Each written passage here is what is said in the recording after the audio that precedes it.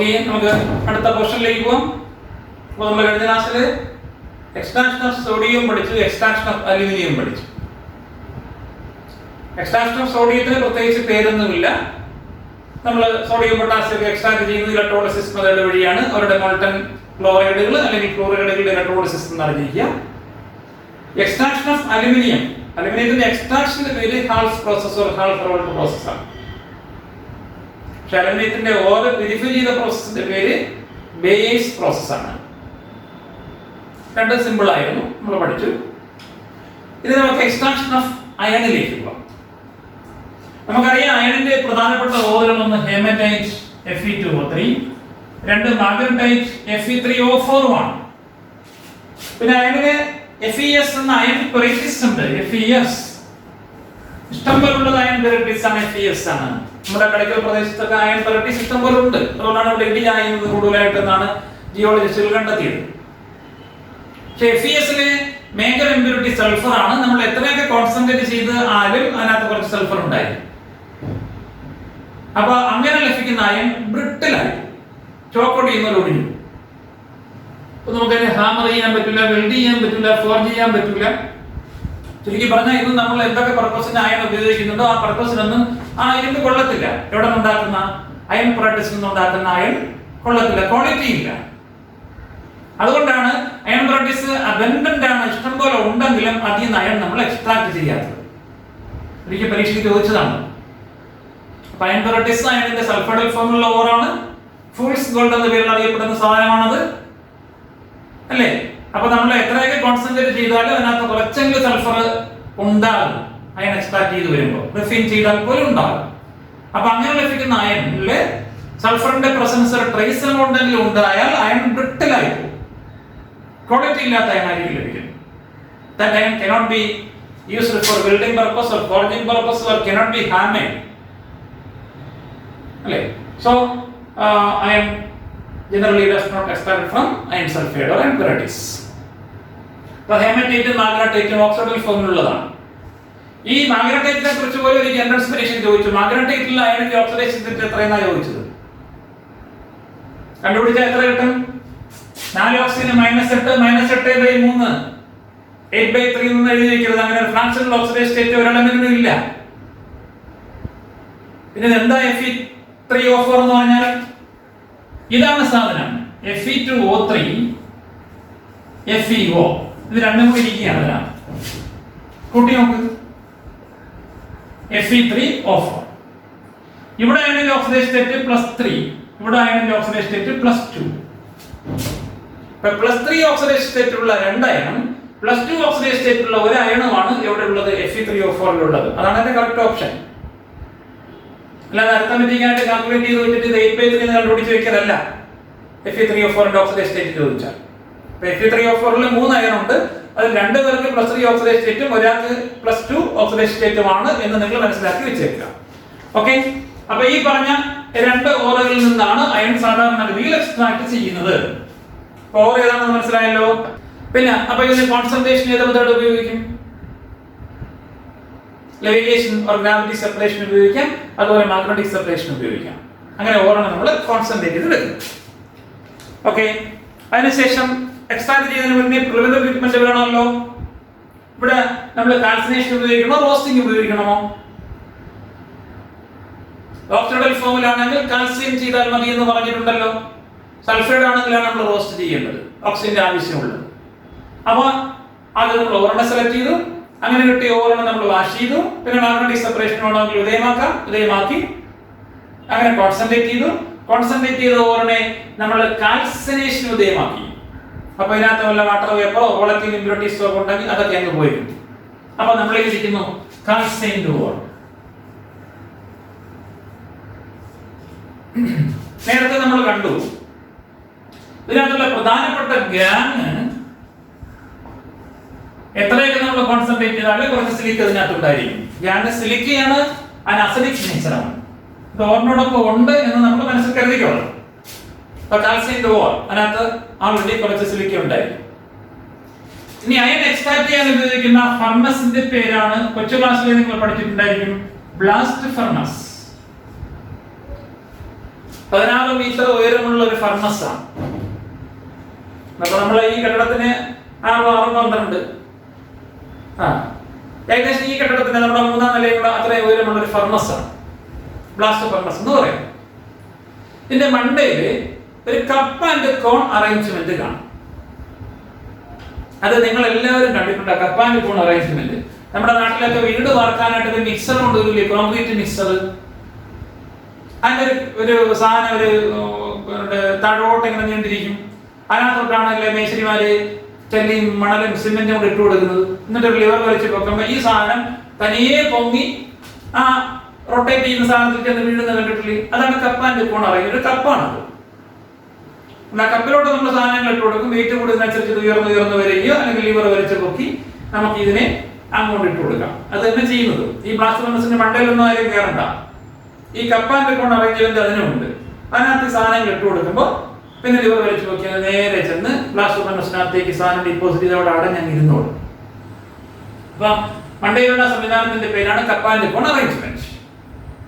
ഇനി ബ്ലാസ്റ്റ് ഫർണസിന്റെ ഏറ്റവും താഴെയായിട്ട് 4 സൈഡിലും കുറെ ഹോൾ ഇട്ട് വെച്ചിട്ടുണ്ട്. അതിനെ ടൊയേഴ്സ് എന്ന് വിളിക്കും. TAOUIERS ടൊയേഴ്സ് എന്ന് വിളിക്കും. ആ ടൊയർ എന്തിനാണെന്ന് അറിയാമോ? അതിൽ കൂടെ സൂപ്പർ ഹീറ്റഡ് എയർ ഈ ഫർണസിനകത്തേക്ക് ബ്ലോൺ ചെയ്യും. മുകളിലോട്ട് ഇങ്ങനെ കടത്തി വിടും. ഭയങ്കരമായിട്ട് ഹീറ്റ് ചെയ്ത എയർ. ആ എയർ ബ്ലാസ്റ്റ് കടത്തി വിടുന്ന ഫർണസ് ആയതുകൊണ്ടാണ് അതിനെ ബ്ലാസ്റ്റ് ഫർണസ് എന്ന് വിളിക്കുന്നത്. അപ്പാരറ്റസിനെ കുറിച്ചൊരു ധാരണയായോ? ഇനി ഫർണസിന്റെ അകവശം ഫയർ ബ്രിക്കുകൾ കൊണ്ട് ലൈൻ ചെയ്തിരിക്കും. ചുടുകട്ട വെച്ച് ആവരണം ചെയ്ത് വെച്ചിരിക്കുന്നു. എന്തിന്? തീയിൽ മുളച്ചത് വെയിലത്ത് പാടില്ല. ഫർണസിനകത്ത് സൂപ്പർ ഹീറ്റ് ചെയ്ത് എയർ കടത്തിവിടാൻ കൊണ്ട് ഭയങ്കര ടെമ്പറേച്ചറാണ്. ആ ടെമ്പറേച്ചർ താങ്ങാനുള്ള കപ്പാസിറ്റി ഫർണസിന് കൊടുക്കാൻ വേണ്ടിയിട്ടാണ് അങ്ങനെ തീയിൽ മുളപ്പിച്ച എന്ത് വെച്ച് ബ്രിക്സ്, ഫയർ ബ്രിക്കുകൾ വെച്ച് ചുടുകട്ട വെച്ച് ഈ ബ്ലാസ്റ്റ് ഫർണസിന്റെ അകവശം ലൈൻ ചെയ്ത് വെച്ചിരിക്കുന്നു. ഫർണസിനെ കുറിച്ച് ധാരണയായോ? ഏകദേശം 10-16 മീറ്റർ ഉയരമുള്ള ഒരു ഫർണസ് ആണ്. സ്റ്റീൽ ഫർണസ് ആണ്. അകവശം ഇഷ്ടികകൾ കൊണ്ട് ആവരണം ചെയ്ത് വെച്ചിരിക്കും. ഇതിന്റെ മുകൾ വശത്തിൽ അറേഞ്ച്മെന്റ് ഉണ്ട്, കപ്പ് ആൻഡ് കോൺ അറേഞ്ച്മെന്റ്. താഴെ ഹോളുകളുണ്ട്. ആ ഹോളുകളെ ടൊയേഴ്സ് എന്ന് വിളിക്കും. ഈ ടൊയറുകൾ എന്തിനാണ്? അതിൽ കൂടെ സൂപ്പർ ഹീറ്റ് ചെയ്ത എയറിനെ മുകളിലോട്ട് ബ്ലോൺ ചെയ്യാൻ വേണ്ടിയിട്ടാണ്. അതുകൊണ്ടാണ് ഇത്തരം ഫർണസിനെ എന്തെന്ന് വിളിക്കുന്നത്? ബ്ലാസ്റ്റ് ഫർണസ് എന്ന് വിളിക്കുന്നത്. ഇനി കപ്പ് ആൻഡ് കോൺ അറേഞ്ച്മെന്റിന്റെ സഹായത്താൽ കാൽസൈൻ ചെയ്ത ഓർ Fe2O3 Fe3O4 ആയിരിക്കും. അതിനകത്ത് സിലിക്കൺ ഇമ്പ്യൂരിറ്റി ആയിട്ട് കാണും എന്നും പറഞ്ഞല്ലോ. അസിഡിക് നേച്ചറാണ്. അപ്പൊ ഗ്യാങ്ങിനെ റിമൂവ് ചെയ്യാൻ നമ്മൾ ഇതിനകത്ത് ഫ്ലക്സ് ചേർക്കണ്ടേ? ഇവിടെ ഉപയോഗിക്കുന്ന flux powdered calcium carbonate limestone ആണ്. അതിന് ബേസിക് നേച്ചർ ആണ്. പിന്നെ കുറച്ച് റെഡ്യൂസർ ആയിട്ട് കോക്ക്, പൂങ്കോടിയിൽ നിന്ന് കിട്ടിയത് coke, powdered coke. Coke means carbon. അപ്പൊ കാൽസ്യത്തിന്റെ ഓറുണ്ട്. അതിനകത്ത് പൗഡർ ചെയ്ത കാൽസ്യം കാർബണേറ്റ് കൊണ്ട് ആഡ് ചെയ്യും. എന്നിട്ട് അതിനകത്ത് കുറെ പൗഡേർഡ് കോക്ക് കൊണ്ട് ആഡ് ചെയ്യും. ഇതെല്ലാം കൂടെ കപ്പിലിട്ട് വിടും. എന്നിട്ട് ലിവർ വലിക്കുമ്പോൾ ഈ കപ്പങ്ങ് മണ്ടയിലോട്ട് ചെന്ന് ബ്ലാസ്റ്റ് ഫർണസിന്റെ മുകളിൽ നിന്ന് താഴോട്ട് ഈ സാധനങ്ങളെല്ലാം കൂടെ അങ്ങ് അയക്കുള്ളൂ. അതിനെ വിളിക്കുന്ന പേരാണ് ചാർജിങ്. പോലീസുകാരൊക്കെ കേസ് ചാർജ് ചെയ്താൽ പിന്നെ കക്ഷിയങ്ങ് അകത്തല്ലേ. അവരോട് ചാർജ് ചെയ്യാന്ന് വെച്ചാൽ സാധനങ്ങൾ അകത്തേക്ക് ഡിപ്പോസിറ്റ് ചെയ്യാനാണ് എൻ്റെ അർത്ഥം. ഇപ്പൊ ചാർജ് ചെയ്തു. ഇപ്പൊ ചാർജ് ചെയ്ത ആരെയൊക്കെയാണ്? Calcium ore containing silica impurity, then flux calcium carbonate, then reducer powdered coke. ഇതെല്ലാം കൂടെ മണ്ടേന്ന് കണ്ട, മണ്ടേന്ന് ഒത്തിരി ഉയരത്തിനാണ് താഴോട്ട് ഈ സാധനം ഇങ്ങനെ വരുന്നത്. പൗഡർ ചെയ്ത സാധനം ഇങ്ങനെ താഴോട്ട് വരികയാണ്. ബട്ട് അപ്പോൾ ഒന്നും വീഴൂല. പറക്കല്ലൊന്നും വീഴുന്നില്ല. പൗഡർ ആയതുകൊണ്ട് ഇങ്ങനെ പറന്ന് കറങ്ങി പതുക്കെ വരുള്ളൂ. അതൊക്കെ മനസ്സിൽ കണ്ടോ? താഴെന്നോ എയർ ബ്ലാസ്റ്റ്. ബ്ലാസ്റ്റ് എന്ന് വെച്ചാൽ കൊടുങ്കാറ്റ. ആ ടയറുകൾ വഴി ചുഴലിക്കാറ്റ് പോലെ ഈ സാധനം ഇങ്ങനെ മണ്ടയിലോട്ട് പോവാണ് എയർ. എങ്ങനത്തെ എയർ? വളരെ ശക്തമായി ഹീറ്റ് ചെയ്ത് വെച്ചിരിക്കുന്ന എയർ മണ്ടയിലോട്ട് പോവാണ്. ഇപ്പൊ ബ്ലാസ്റ്റ് ഫർണസിനകത്ത് എന്തൊക്കെ സംഭവിക്കും നോക്കാം. At the bottom of the furnace hot air burns coke to carbon dioxide. ഏറ്റവും താഴെ ആണെങ്കിൽ ഏറ്റവും ടെമ്പറേച്ചർ കൂടുതൽ അവിടെ ഈ കോക്ക് നമ്മളെ കടത്തിവിട്ട ഓക്സിജനുമായിട്ട് ചേർന്ന് കാർബൺ ഡൈ ഓക്സൈഡ് ആയിട്ട് മാറും. മനസ്സിൽ കണ്ട താഴെ ഇഷ്ടം പോലെ ഓക്സിജൻ ഉണ്ട്. മണ്ടേന്ന് കുറേ ചതിയിൽ പുറത്ത് താഴോട്ട് വരുന്നേ ഉണ്ട്. അപ്പോൾ ഒന്നും വിടാൻ പറ്റില്ല. കാരണം ചുഴലി ഇങ്ങനെ മണ്ടയിലോട്ട് വന്നുകൊണ്ടിരിക്കുക. അപ്പൊ ഇങ്ങോട്ട് വന്നതിൽ ഏറ്റവും ഭാരം കൂടിയ കാർബൺ കുറച്ച് ഇങ്ങോട്ട് വരും.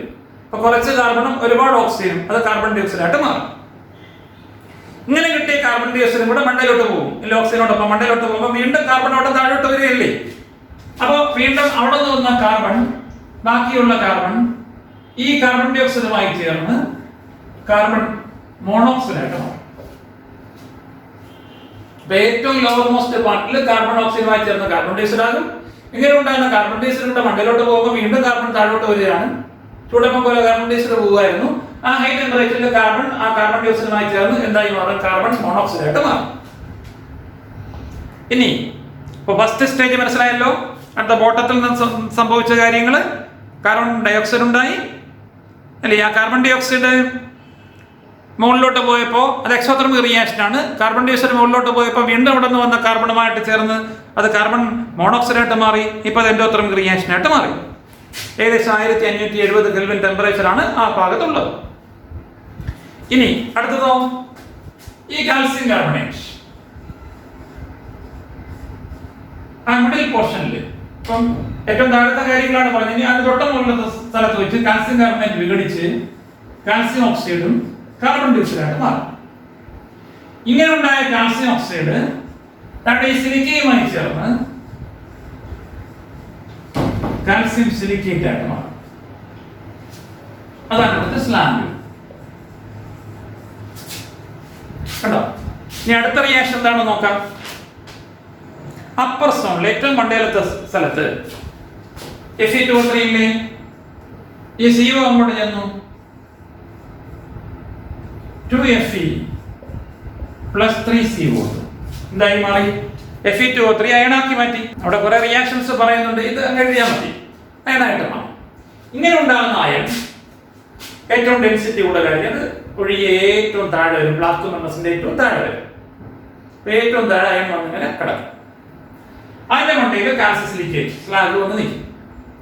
അതിന്റെ മണ്ടയിൽ കുറെ കാർബൺ ഡൈ ഓക്സൈഡും കുറെ കാർബൺ മോണോക്സൈഡും പിന്നെ ഇതിനകത്തുള്ള സൾഫർ ഫോസ്ഫറസ് അങ്ങനെ ഉണ്ടെങ്കിൽ അതൊക്കെ ഓക്സിഡേഷൻ മധ്യമായി അതിന്റെ ഓക്സിഡുകളുമായി കുറെ ഗ്യാസ് അങ്ങനെ നിൽക്കും. ഇല്ല, ഫർണസിനകത്ത് നിൽക്കുകയാണ്. ഫർണസിന് ഏറ്റവും അടിയിലത്തെ ടാപ്പ് തുറക്കുമ്പോൾ മോൾട്ടൺ അയൺ ഇങ്ങനെ പുറത്തേക്ക് വരും. കേട്ടല്ലോ?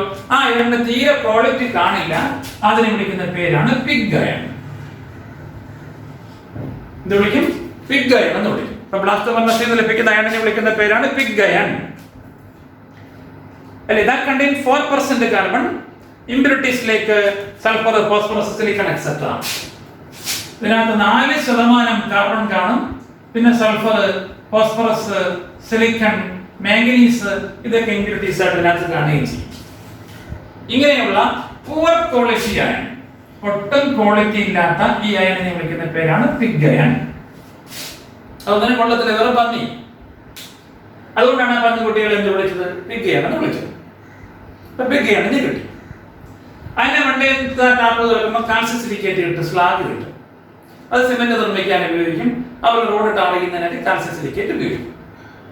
ഇനി അതിന്റെ വണ്ടി കുറെ ഗ്യാസ് കിടപ്പുണ്ട്. Carbon dioxide, carbon monoxide, പിന്നെ കുറെ സൾഫർ ഡൈ ഓക്സൈഡ് എല്ലാം കൂടെ ചേർന്ന നല്ല ടെമ്പറേച്ചറുള്ള വാതകം അതിനകത്ത് നിൽക്കുകയാണ്. അതിനെ പുറത്തേക്ക് എടുത്ത് വീണ്ടും ബ്ലാസ്റ്റ് ഫർണസിനകത്തേക്ക് അത് കയറ്റി വിടാൻ പറ്റില്ല. കാരണം ബ്ലാസ്റ്റ് ഫർണസിലേക്ക് കടത്തിവിടേണ്ട ഓക്സിജനാണ്. അപ്പൊ കടത്തിവിടേണ്ട എയറിനെ ഹീറ്റ് ചെയ്യാൻ വേണ്ടിയിട്ട് ഈ ചൂടുള്ള വാതക മിശ്രിതം ഉപയോഗിക്കാം. അല്ലെങ്കിൽ ഈ ഗ്യാസസ് മിക്സർ ഉപയോഗിച്ച് വെള്ളം തിളപ്പിച്ച് നീരാവിയാക്കാം. അങ്ങനെ നമുക്ക് ഹൈഡ്രോ ഇലക്ട്രിക് താപനിലയും തെർമൽ പവർ സ്റ്റേഷൻ വർക്ക് ചെയ്യിപ്പിക്കാം. അങ്ങനെ ബ്ലാസ്റ്റ് ഫർണസും അല്ലെങ്കിൽ ആ ഫാക്ടറി പ്രവർത്തിപ്പിക്കുന്നതിന് ആവശ്യമായിട്ടുള്ള വൈദ്യുതി ഇവിടെ നിന്നുണ്ടാക്കാം. മനസ്സിലായോ? ബ്ലാസ്റ്റ് ഫർണസിനകത്തേക്ക് ഇട്ട എല്ലാ സാധനങ്ങളും ഗ്യാസിയസ് ഫോമില് അല്ലെങ്കിൽ ലിക്വിഡ് ഫോമില് അതിൽ നിന്ന് പൂർണ്ണമായി റിമൂവ് ചെയ്യപ്പെടും. അതുകൊണ്ട് തന്നെ എത്ര കാലം വേണമെങ്കിലും കണ്ടിന്യൂസ് ആയിട്ട് ഈ ബ്ലാസ്റ്റ് ഫർണസ് പ്രവർത്തിപ്പിക്കാൻ പറ്റും. കാരണം അവിടെ ഒരു വേസ്റ്റ് ഇരിക്കില്ല. അതിനകത്തേക്ക് ഡിപ്പോസിറ്റ് ചെയ്ത സോളിഡ് സ്റ്റേറ്റിലുള്ള സാധനമാണ്, പിന്നെ ഗ്യാസുമായിരുന്നു. പക്ഷെ അതിൽ നിന്നെല്ലാം ലിക്വിഡ് ഫോമില് അല്ലെങ്കിൽ ഗ്യാസിയസ് ഫോമിൽ റിമൂവ് ചെയ്യപ്പെടും. അതുകൊണ്ട് തന്നെ ഇനി ഒന്നും അവിടെ പറ്റിയിരിക്കില്ല. അതുകൊണ്ട് എത്ര കാലം വേണമെങ്കിലും ബ്ലാസ്റ്റ് ഫർണസ് കണ്ടിന്യൂസ് ആയിട്ട് വർക്ക് ചെയ്യിപ്പിക്കാൻ പറ്റും. ഇനി HT കൊണ്ടുള്ള ആവരണം ഉണ്ടായിരുന്നല്ലോ, അതിന് വല്ല പൊട്ടൽ സംഭവിച്ചാൽ അതൊന്ന് റിമൂവ് ചെയ്യാൻ വേണ്ടി മാത്രമേ ബ്ലാസ്റ്റ് ഫർണസിന്റെ പ്രവർത്തനം നിർത്താറുള്ളൂ. അല്ലെങ്കിൽ കണ്ടിന്യൂസ് ആയിട്ട് ഈ ബ്ലാസ്റ്റ് ഫർണസ് ഉപയോഗിക്കും, പ്രവർത്തിപ്പിച്ചുകൊണ്ടേയിരിക്കും. അപ്പൊ അയണിന്റെ എക്സ്ട്രാക്ഷൻ മനസ്സിലായോ? ഇന്നിവിടെ ശ്രദ്ധിക്കാം. അയണിന്റെ പ്രധാനപ്പെട്ട ഓറുകൾ ഹെമറ്റൈറ്റ്, മാഗ്നറ്റൈറ്റും അതുപോലെ തന്നെ അയൺ ഫെറൈറ്റീസുമാണ്. അയൺ ഫെറൈറ്റീസ് മിനറൽ ആണെങ്കിൽ അത് സാധാരണഗതിയിൽ ഉൽപ്പാദിപ്പിക്കാറില്ല, കാരണം അതിനകത്തുള്ള പ്രധാനപ്പെട്ട ഇമ്പ്യൂരിറ്റി സൾഫറാണ്. സൾഫറിന്റെ ചെറിയ പ്രസൻസ് പോലും അയണെ എന്താക്കുകയും ബ്രിട്ടിലാക്കുകയും, അതുകൊണ്ട് അത്തരം അയൺ ക്വാളിറ്റി ഉള്ളതായിരിക്കില്ല. പിന്നെ ഉണ്ടാക്കുന്ന ഹെമറ്റൈറ്റിൽ നിന്നും മാഗ്നറ്റൈറ്റിൽ നിന്നുമാണ്. മാഗ്നറ്റൈറ്റിൽ അതിന്റെ ഓക്സിഡൈസ് എങ്ങനെയായിരിക്കും നമ്മൾ കണ്ടിരുന്നു. പിന്നെ ഇതിനകത്തുള്ള പ്രധാനപ്പെട്ട ഗ്യാങ് സിലിക്കയാണ്. ഫ്ലക്സായിട്ട് ഉപയോഗിക്കുന്ന കാൽസ്യം കാർബണേറ്റ് ആണ്. റെഡ്യൂസറായിട്ട് ഉപയോഗിച്ചത് കോക്കാണ്, എല്ലാവരും കണ്ടല്ലോ. പക്ഷെ റെഡ്യൂസറായിട്ട് ആക്ട് ചെയ്തത് കാർബൺ മോണോക്സൈഡ് ആണ്. ബ്ലാസ്റ്റ് ഫർണസിൽ ഉപയോഗിച്ചത് കോക്കിനെയാണ്, ബ്ലാസ്റ്റ് ഫർണസിൽ റെഡ്യൂസറായിട്ട് ആക്ട് ചെയ്തത് കാർബൺ മോണോക്സൈഡ് ആണ്. അവിടെ ഇക്വേഷൻസ് മനസ്സിലായല്ലോ. ബ്ലാസ്റ്റ് ഫർണസിൽ ലഭിച്ച അയണിനകത്ത് 4% കാർബൺ ഉണ്ടായിരിക്കും. കാർബണിന്റെ പെർസെന്റേജ് കൂടുന്തോറും ഭയങ്കര കടുപ്പമായിട്ട് മാറും. അതിനെ നമുക്ക് ഒന്നും ചെയ്യാൻ പറ്റില്ല, അങ്ങനെ കട്ടിരിക്കത്തേ ഉള്ളൂ. അടിച്ചാൽ അത് പരക്കത്തൊന്നും വരത്തൊന്നുമില്ല, മലബിലിറ്റി ആക്ടിവിറ്റി ഒന്നും കാണില്ല. പിന്നെ അതിനകത്ത് സൾഫർ, ഫോസ്ഫറസ്, മാംഗനീസ് തുടങ്ങിയ ഇമ്പ്യൂരിറ്റീസ് ഉണ്ടായിരിക്കും. അങ്ങനെയുള്ള പുവർ ക്വാളിറ്റി അയണിനെ വിളിക്കുന്ന പേരാണ് പിഗ് അയൺ. ഇനി പിഗ് അയണിനകത്തുള്ള ഇമ്പ്യൂരിറ്റീസിനെ കുറച്ചും കൂടെ കുറച്ചു കൊണ്ടുവരും. That iron is called cast iron. ആ അയണിനെ വിളിക്കുന്ന പേരാണ് കാസ്റ്റ് അയൺ. പിഗ് അയണിനകത്തുള്ള ഇമ്പ്യൂരിറ്റീസിന്റെ അളവും കുറച്ച്, അതുപോലെ തന്നെ അതിനകത്തുള്ള കാർബണിന്റെ കണ്ടന്റ് കുറച്ചുകൊണ്ടുവരുന്ന അയണിനെ വിളിക്കുന്ന പേരാണ് കാസ്റ്റ് അയൺ. അതേപോലെ പക്ഷേ കണ്ടിട്ടുണ്ടായിരിക്കും കാസ്റ്റ് അയൺ എന്നൊക്കെ വെൽഡിംഗ് വർക്ക്ഷോപ്പുകാരൊക്കെ പറയും. നമ്മുടെ വീട്ടിലൊക്കെ മുമ്പൊക്കെ ഗേറ്റൊക്കെ ഉണ്ടാക്കാൻ ഉപയോഗിച്ചിട്ടുണ്ട് ഈ കാസ്റ്റ് അയൺ. പെട്ടെന്ന് തുരുമ്പിക്കത്തില്ല. പക്ഷേ ഈ 4% കാർബണൊന്നും അതിനകത്ത് കാണില്ല. ഇങ്ങനെ കിട്ടുന്ന കാസ്റ്റ് അയണിനകത്ത് വീണ്ടും ഹെമറ്റൈറ്റും കൂടി ചേർത്ത് ചൂടാക്കുമ്പോൾ അതിനകത്തുള്ള കാർബൺ കണ്ടന്റ് വീണ്ടും കുറയ്ക്കാൻ പറ്റും. അങ്ങനെ കുറച്ച് കിട്ടുന്ന പ്യുവറസ്റ്റ് ഫോം ഓഫ് അയണിനെ വിളിക്കുന്ന പേരാണ് റോട്ട് അയൺ. എന്താണ്? റോട്ട്. WROUGHT, wrought iron. അപ്പൊ 3 തരം അയണുണ്ട്: pig iron, poorest, wrought iron, purest. Intermediate quality iron is called cast iron. Pig iron അങ്ങനെ തന്നെ ഉപയോഗിക്കാറില്ല, പക്ഷെ കാസ്റ്റ് അയൺ അങ്ങനെ തന്നെ ഉപയോഗിക്കാറുണ്ട്. വീട്ടിലെ അടുപ്പൊക്കെ ഉണ്ടല്ലോ, അടുപ്പുണ്ടാക്കാനൊക്കെ ഉപയോഗിക്കുന്ന കാസ്റ്റ് അയൺ ആണ്. പിന്നെ കാസ്റ്റ് അയണിനെ വീണ്ടും ഒന്നുകൂടെ ഹെമറ്റൈറ്റും കൂടെ ചേർത്ത് ചൂടാക്കി അതിനകത്തുള്ള ഇമ്പ്യൂരിറ്റീസിന്റെ കണ്ടന്റ് കുറച്ച് കാർബണിന്റെ പെർസെന്റേജ് കുറച്ച് കൊണ്ടുവരുന്ന പ്യുവറസ്റ്റ് ഫോം ഓഫ് അയൺ വിളിക്കുന്ന പേരാണ് wrought iron. WROUGHT, wrought iron. ഒരു പോയിന്റ് കൊണ്ട് അറിഞ്ഞിരിക്കുക, എൻട്രൻസുകാർക്ക് വേണ്ടിയിട്ട് ഇങ്ങനെ ലഭിക്കുന്ന അയൺ അതിനെ ചൂടാക്കി തണുപ്പിച്ചു ഒക്കെ അതിന്റെ ഗുണങ്ങളിൽ എന്ത് വരുത്താം? വ്യത്യാസം വരുത്താം. നമ്മൾ ആരെയും വർക്ക്ഷോപ്പിൽ പോകുമ്പോൾ അവർ ചെയ്യുന്ന കണ്ടിട്ടില്ലേ? ഇരുമ്പൊക്കെ നമ്മൾ കാച്ചാൻ കൊണ്ട് കൊടുത്തു കഴിഞ്ഞാൽ അതിന്റെ പിച്ചാത്തിയും മമ്മട്ടിയും കൊടുവാളും കുന്താലിയൊക്കെ നമ്മൾ ശരിയാക്കാൻ കൊണ്ട് കൊടുക്കുമ്പോൾ അവര് നല്ലപോലെ ചൂടാക്കും. പിന്നെ പതുക്കെ തണുപ്പിക്കുന്നതാണ്, ചിലപ്പോൾ വെള്ളത്തിലിട്ട് തണുപ്പിക്കുന്ന കാണാം. ഇങ്ങനെയൊക്കെ ചൂടാക്കി തണുപ്പിച്ചു ഒക്കെ സ്റ്റീലിന്റെ ഗുണങ്ങളിൽ എന്ത് വരുത്താൻ പറ്റും? വ്യത്യാസം വരുത്താൻ പറ്റും. ആ ട്രീറ്റ്മെന്റിനെ വിളിക്കുന്ന പേരാണ് ഹീറ്റ് ട്രീറ്റ്മെന്റ്. ഹീറ്റ് ട്രീറ്റ്മെന്റ് കൂടുതലായിട്ട് പഠിക്കാൻ തന്നിട്ടില്ല, അതുകൊണ്ട് ജസ്റ്റ് ആ ഹീറ്റ് ട്രീറ്റ്മെന്റ് എന്താണെന്ന് നമ്മൾ അറിഞ്ഞിരിക്കും. അത് തന്നെ പലതരം ഉണ്ട്. അനീലിംഗ് ഉണ്ട്, ഹാർഡനിങ് ഓർ ക്വെഞ്ചിങ് ഉണ്ട്, പിന്നെ ടെമ്പറിംഗ് ഉണ്ട്. അപ്പൊ അനീലിംഗ്, ഹാർഡനിങ് ഓർ ക്വെഞ്ചിങ്, പിന്നെ ടെമ്പറിംഗ്, ഇതൊക്കെ വിവിധ തരം ഹീറ്റ് ട്രീറ്റ്മെന്റ് മെത്തേഡ്സ് ആണ്. അപ്പൊ അയണിന്റെ എക്സ്ട്രാക്ഷൻ മനസ്സിലായല്ലോ. Okay, next extraction of copper. കോപ്പറിന്റെ ഏറ്റവും പ്രധാനപ്പെട്ട ഓറുകൾ ഒന്ന് കുപ്രൈറ്റ് C2O, അടുത്ത കോപ്പർ പൈറൈറ്റ് CuFeS2, അടുത്ത മാലക്കേറ്റ് CuCO3 CuOH2S, copper glance Cu2S. Cuprite എന്ന Cu2O, CuFeS2 എന്ന കോപ്പർ പൈറൈറ്റിസ്, CuCO3 CuOH2S എന്ന മാലക്കൈറ്റ്, ഇതാണ് വെർഡിഗ്രിസ് മാലക്കൈറ്റ്. പിന്നെ കോപ്പർ ഗ്ലാൻസ് എന്ന Cu2S. ഇതാണ് കോപ്പറിന്റെ പ്രധാനപ്പെട്ട ഓറുകൾ. ആദ്യം സ്റ്റെപ്പുകൾ അറിയാലോ. ആദ്യം ക്രഷ് ചെയ്യുക, ഗ്രൈൻഡ് ചെയ്യുക, പിന്നെ കോൺസെൻട്രേറ്റ് ചെയ്യുക. സൾഫൈഡ് ഓറിൽ നിന്നാണ് സാധാരണഗതിയിൽ കോപ്പർ ഉണ്ടാക്കുന്നത്. പ്രധാനമായും CuFeS2 ൽ നിന്ന് കോപ്പർ പൈറൈറ്റിസ് എന്നാണ് ഉണ്ടാക്കുന്നത്. അപ്പൊ അതിനെ ഫ്രോത്ത് റൊട്ടേഷൻ വഴി കോൺസെൻട്രേറ്റ് ചെയ്യുക. കോൺസെൻട്രേറ്റ് ചെയ്തതിനു ശേഷം റോസ്റ്റ് ചെയ്യുക.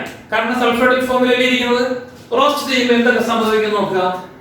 ഈ CuFeS2 എന്ന് വെച്ചാൽ ഇതൊക്കെയാണ് കുസും ഫെസും. കുസും ഫെസും എന്ന് ഓർത്തിരിക്കാം. കൂട്ടി നോക്കുക. CuFeS2 ഇതാണ് ഇതിനകത്ത് ഓർ, ഇതാണ് ഇതിനകത്ത് ഗ്യാങ്. റോസ്റ്റ് ചെയ്യാന്ന് വെച്ചാൽ അർത്ഥം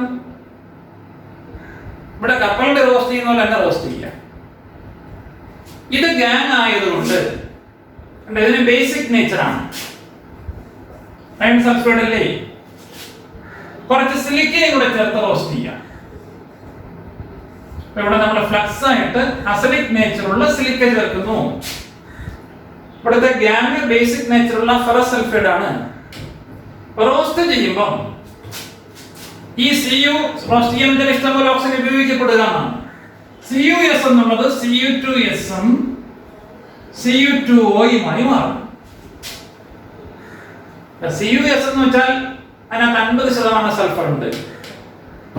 നമുക്കിപ്പോ കോപ്പറിന്റെ അളവ് ഇരട്ടിച്ചു, സൾഫറിന്റെ അളവ് നേരെ പകുതിയായി Cu2S. ബാക്കി CuS Cu2O ആയി മാറും.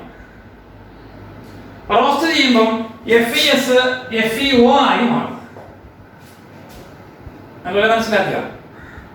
ഇപ്പൊ കോപ്പറിന്റെ പ്രധാനപ്പെട്ട ഓർ കോപ്പർ പൈറൈറ്റിസ് ആണ്. പൈറൈറ്റിസ് ഫോമിലുള്ള ഓറുകളൊക്കെ സൾഫൈഡൽ ഫോമിലാണ് ഇരിക്കുന്നത്. കോപ്പർ പൈറൈറ്റിസ് ഡബിൾ സൾഫൈഡ് ആണ് ഓഫ് കോപ്പർ ആൻഡ് അയൺ. കോപ്പറിന്റെയും അയണിന്റെയും ഡബിൾ സൾഫൈഡ് ആണ് കോപ്പർ പൈറൈറ്റിസ്. അപ്പൊ അതിൽ നമ്മൾ മനസ്സിലാക്കി ഇതിനകത്തുള്ള ഗ്യാങ് ഫെറസ് സൾഫൈഡ് ആണ്, അതിന് ബേസിക് നേച്ചർ ആണ്. അപ്പൊ അതിനെ റിമൂവ് ചെയ്യാൻ വേണ്ടി നമ്മൾ സ്മെൽറ്റ് ചെയ്യിക്കണം. അതിനെ റോസ്റ്റ് ചെയ്യാൻ വേണ്ടി അതിനകത്ത് സിലിക്കയും കൂടെ ചേർത്തു. സിലിക്ക ഫ്ലക്സ് ആണ്, അസിഡിക് നേച്ചർ ആണ്. റോസ്റ്റ് ചെയ്തപ്പോൾ CuS പാർഷ്യൽ ഓക്സിഡേഷൻ വിധേയമായി Cu2S ഉം Cu2O യുമായി മാറി. FeS FeO ആയി മാറി. ഇനി ഇവിടെ നടക്കാൻ പോകുന്ന റിയാക്ഷൻസ് കണ്ടോളൂ. ഈ FeO SiO2 മായി ചേർന്നു FeSiO3 എന്ന സ്ലാഗ് ആയി മാറി. FeSiO3 എന്ന സ്ലാഗ് ആയി മാറി. അപ്പോൾ concentrated ore is roasted in a reverberatory furnace. അതിന് ഉപയോഗിക്കുന്ന ഫർണസിന്റെ പേര് റെവർബറേറ്ററി ഫർണസ് ആണ്. During roasting impurities like arsenic, antimony, sulphur, phosphorus etcetera are removed as their volatile oxide. Roast ചെയ്തിട്ട് ഇംപ്യൂരിറ്റീസ് ഒക്കെ ഓക്സൈഡൽ ഫോമിലേക്ക് പോയി. Roasted ore is mixed with silica and heated strongly in a reverberatory furnace. On heating, FeS gets converted to FeO, which combines with silica to form FeSiO3 slag. The molten mass containing Cu2 plus along with a small amount of FeS is known as copper matte. ഇവിടെ പുതിയ പേര് വന്നു, copper മാറ്റേ.